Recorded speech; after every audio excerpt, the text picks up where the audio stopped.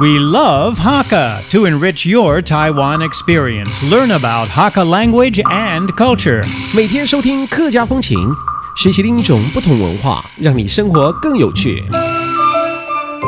Hello everyone, it is time for a Hakka lesson of the day. 我係 Josephine. Hello， 你好，大家好，我係 Alice 彭。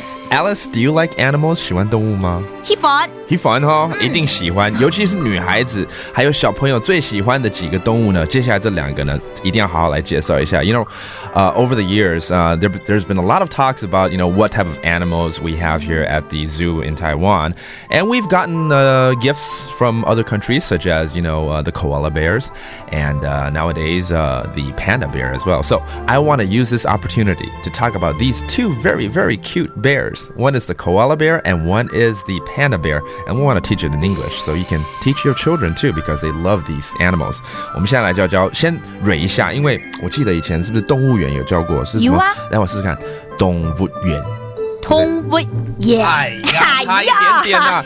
动物园，动物园啊，动物园。That's zoo.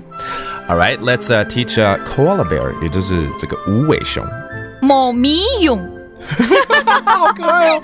猫咪啊，猫咪啊，猫咪是无尾，我猫咪熊嘞，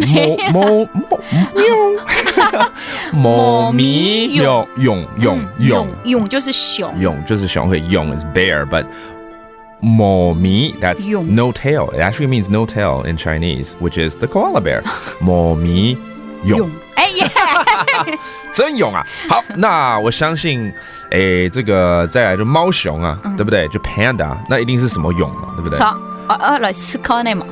喵，蛹，猫嘛，喵，蛹。然后你喵不要那么大啊，真的吗？喵蛹，哎，真的耶 ！It sounds like a cat bear。